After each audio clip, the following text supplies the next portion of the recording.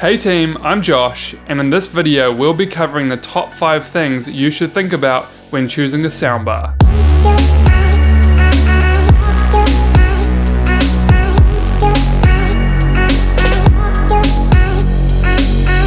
Let's start off with what you want to get out of a soundbar. Is the aim to get better sound from your TV? Do you want to be fully immersed in surround sound or Dolby Atmos?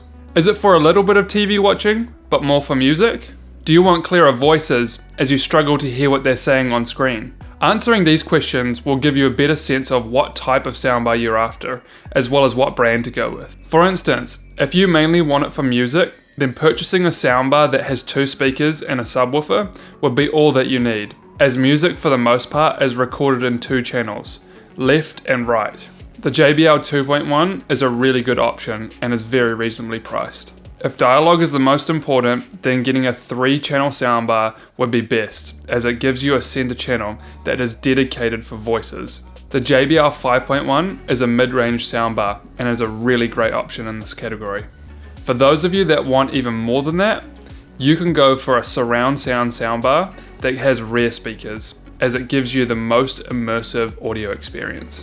Bars such as the JBL 9.1, the Samsung Q950, or the Sonos Arc Home Theater Bundle are my top picks in this category.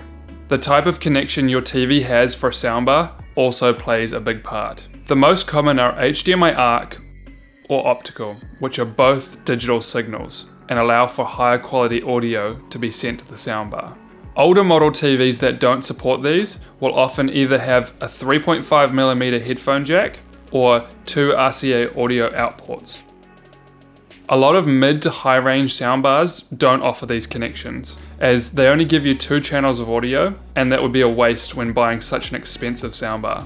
ARC is the best connection type, as it allows your TV to turn on and off the soundbar, as well as change the volume, all through one remote. The newest TVs and soundbars have eARC, which allow for the highest quality audio to be sent from the TV to the soundbar. It does require matching ports on both the TV and soundbar for this to work. eARC is also the only way to send audio formats such as Dolby Atmos and DTS:X, so if you're looking at buying a Dolby Atmos soundbar, make sure you check with your manufacturer's specs on your TV before you go and buy the soundbar. If your TV doesn't support eARC, you can always plug an Apple TV into the HDMI in port on your soundbar and play Atmos content that way. Most TVs, even older ones, have an optical port. This is a raw audio signal through a fiber optic cable and does pass through a surround sound audio format, just nothing that fires sound upwards. You lose the ability to control the soundbar from the TV, but there are universal remotes out there that can operate the TV and soundbar from one remote. Samsung and LG TVs going back as far as 4 or 5 years ago may have the ability to change the soundbar volume, but can't turn them on or off. Analog audio is only supported by a few soundbars, as it's a legacy connection and doesn't support any surround sound formats. Now here's an important conversation to have. Where do you want to place the soundbar? The 3 main areas are mounting it on the wall under the TV, hanging it from the TV if you have a cantilever bracket, or sitting it on the cabinet. A lot more soundbars are coming out with upward firing speakers, which need enough air above it to work properly. Some of the mid-range soundbars and all of the premium ones are really heavy, so I wouldn't attempt trying to hang them below the TV, as they end up sagging too far down and facing towards the ground. If you end up buying a small soundbar, that should be fine to hang under the TV, as it's well within the weight range. Most soundbars come with their own wall mounting brackets, except for Sonos and Bose, which can be mounted to a stud if you're lucky, or jib locks, so long as they're rated for the weight of the bar. There are also universal mounts that allow you to mount across 2 studs. My personal preference is to put the soundbar on the cabinet, as there's no chance of it falling off the wall, and I like the look of it blending in with the furniture. I find that the soundbar in most cases stick off the wall more than the TV, and I'm not a big fan of the look. It's just a personal preference. So long as you can hide the cables to give it a clean look, then go with whatever method works for your setup. A quick tip, if you need to hide cables, then get some capping. It's cheap as and can be found at any hardware store. It's the next best thing from putting the cables through the wall. Some soundbars now have the ability to connect to your Wi-Fi, which allows for voice assistants such as Alexa or Google Assistant.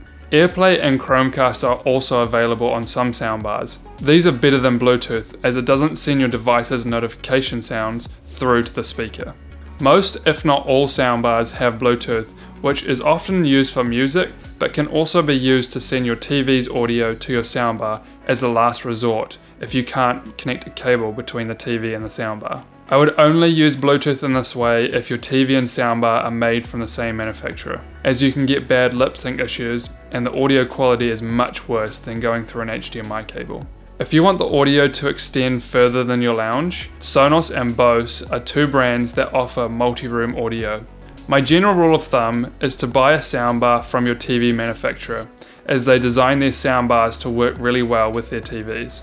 When buying a Samsung or LG TV and purchasing their soundbar counterparts, you'll find it gives you the best user experience, as they talk to each other far better than when mixing with other brands.